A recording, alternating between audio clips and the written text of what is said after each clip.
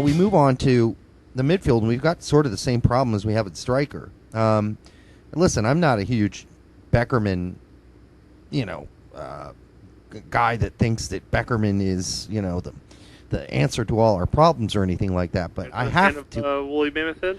I have to say, Woolly Mammoth Head has been, frankly, extremely impressive. He's been doing really well through this tournament. And my first thought going into it was, okay, enough Beckerman. Can we see some Mixx? Can we see some Holden?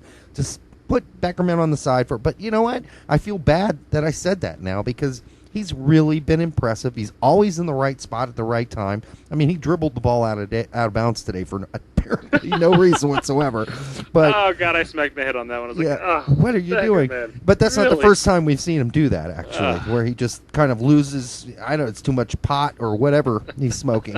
I'm just kidding there. We all know Beckerman is drug-free. But Mixx and Holden and Beckerman, those are your CMs. But now, who's going to make it in the center when when you absolutely know at this point that Michael Bradley is going to be a starter. Jermaine Jones, it would shock me if he wasn't a starter. And then occasionally, because of Klinsmann's tendency to still like to give German, players that try again and again, and Danny Williams, I think, is still in the picture. So that gives you 6 central midfielders going into the World Cup, and we haven't even, and guys like Holden and Mixx are looking really, really sharp, and so is Beckerman in this tournament. And then you have Torres, who's naturally sort of a central midfielder that's playing out left. But you see what I'm saying? There's a lot of guys vying for 2 spots. Yeah, and I think Williams is going to have to do some amazing work at his club level before he ever gets another look at the in the qualifiers. You think Mixx has put Mixx and Holden have put Williams out of the picture right now? Quite frankly, I would say Beckerman and Holden have put him out of the position for now. And why I say that hesitantly because while Beckerman's playing very well today in these past handful of games, we have seen him playing against some of the top levels, and he just does not have the pace to do so. That's so true. If I had to choose somebody who's going to have a little more pace in the central midfielder, I would actually pick Mixx over Beckerman. Beckerman's been playing very well, but Mixx is a little more mobile. Yeah, to be frank. But like you had mentioned beforehand, when you incorporate somebody like Torres into the roster, you have somebody who can play out wide, out left. Whether or not he's going to be the answer for our left position, which he won't be. If he does anything, he'll be maybe a backup to say Johnson at this point. Fabian Johnson. Fabian Johnson. Or hell, even at this point, it could very well be Eddie Johnson. Who knows? Let's hope we don't have to. That doesn't happen, but yeah, it could. But at this point, again, Shea, just like Williams, Shea is going to have to do a lot at the club level to even bring his stock up because he hasn't been showing anything. No, I like him. I like that he takes I like that he was taking men on prior to this game. There were several times where I'm like, take him at pace. Why did you do that? Take him at pace. God. Yeah. It was like every time he touched the ball, I was just like, he's not going to do anything with it today. Today is a terrible game for him. I mean, he single-handedly ruined the first game he was in all by himself. He made everybody look horrible. And practically gave away a goal today. Yeah, I know that. Back pass to who? To the other team. And that's what I worry about with Breck Shea. I don't think Breck Shea is ready for this World Cup. I don't think Breck Shea, unless he gets his head on straight, will ever be ready for a World Cup. I hate to be that negative, but I just don't think he is. Let's be a little fair to him. He is just getting back onto his feet from an injury that he had prior to it. Is it a physical? Is it a physical issue that makes him so mentally sort of garbled out there? It's mental. It's mental. I don't think it's physical. And then that was always my thing with Shea, as I always classified him as more of like the 50-50 guy. Half the time he does great stuff, and half the time you scratch your head and say, why the hell did he just do that? Yeah. And and that's what it's becoming. And actually, it's starting to teeter more towards like, why did he just do that? But he was always more of that 50-50 guy. Like he would try to create something. Sometimes it works, sometimes it doesn't. Whereas, some players, I mean, I use Torres as an example. A lot of time he was a little more conservative as far as making the easy passes, but he would play those through balls when he sees them. And I do think that's why Torres is starting over top of Shea, because he is more consistent as a whole. Plus, he does create a lot of chance. Has been creating chances of recent. He's gotten better as the tournament's gone on. Let's face it. Torres did not start out great either. He had some horrible touches in the first. His crosses were horrible at the beginning of the tournament. He's just gotten better as it's gone along. Yeah. But Shea, let's face it. Shea thinks so much that he's mindless, and I don't know any other way to put it. But you can overthink things so much you end up playing like a mindless fool. And I think that's what's happening with him on those occasions. And as long as he's that inconsistent, and I frankly don't think he's going to get that much time in Stoke. I hate to be so negative. He's gonna get loaned out at the very best. He's going to end up playing in the second division if he keeps playing like this, and I don't think it's all physical. Quite frankly, I think that would be best for him. Well, I think it would be best for him to get loaned out to a lower division, just so he can get some playing time. How did that work for Robbie Rogers, though?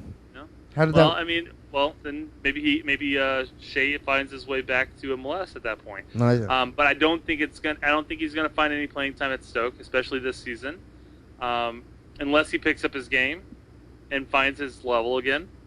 But at this point right now, looking at his play, I don't think he's going to find any playing time there, and I think he needs to find playing time, whether it's at a lower division or not, He may end up at a lower division. He might not even be a part of the U.S. national team picture. As long as Beasley is playing left back as well as he is, meaning we can move Fabian Johnson up to left midfield and have Torres playing behind him, and have the other option being Josh Gott, who still, unfortunately, has not really got a chance to show himself yet. He needs to somehow remain from getting injured. Yeah. He seems injured every single time he comes to play for us. Absolutely. The only thing going for Shea right now is Gott is always injured, and you might need another backup for Torres, and on the left midfield spot for Torres, and for Fabian Johnson. If that is, you're not considering that Landon Donovan couldn't play out there, because he could.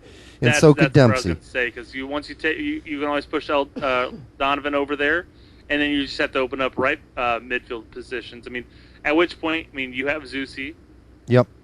Holden can always play out wide. That's not an issue. He's shown it before. Right. There's depth available there. So, like I said, I think Shea is really playing himself out of a position right now, and he has to find consistent playing time somewhere just to get back to that point. What did you think about Zusi not optioning or looking at or take a harder look at going to Europe and re-signing with Kansas City? Well, we can always look at Donovan. Yeah, well, if I think Zusi certainly could, but he's getting up there in age, and he might see this World Cup being his one of his big chances of being able to do something. And going over to Europe and not finding playing time for a year, especially on the upcoming World Cup year, may very well prevent him from being able to take that stage. Yeah, I guess my point is, doesn't that go against Jurgen Klinsmann's? Look at he bitched it at Dempsey for playing for Tottenham. To me, it's just a double standard to me. Okay, so Dempsey went over there, and played for Fulham and really became a class player in the Premier League, and he chose Tottenham for all kinds of different reasons. That could have happened, and Tottenham is still a top team in the English Premier League, yet. You're going to criticize somebody like Dempsey, but Zusi staying in the MLS is okay with him, I guess. And I guess it is okay since there are a ton of options on the right midfield spot right now. You can't tell me that, honestly, despite the good game today, that Bedoya has a real shot at starting at right midfield. It's Zusi, and it's his spot to lose as long as Donovan's playing striker. And then, of course, if you got Josie and Dempsey starting up top, then, the fight really becomes for right midfield between Donovan and Zusi. Mm-hmm. And that leaves Bedoya, way out of the picture. But Bedoya's over there in Europe plying his trade. And I just think that we didn't hear anything about Jurgen Klinsmann saying, I really would have liked Zusi to step up and try. a couple of years. But then a lot of these guys are looking at this schedule, right? I mean, the World Cup's it's not that far away. Why risk it? You know? Yep. Why risk it? Yep, and that's the big thing there too. I would like to see Bedoya. I would like to see Bedoya get the start again against whether it's Mexico or Panama. Let me pull that update real quick. But I'd like to see him get another look again because he had one hell of a game today.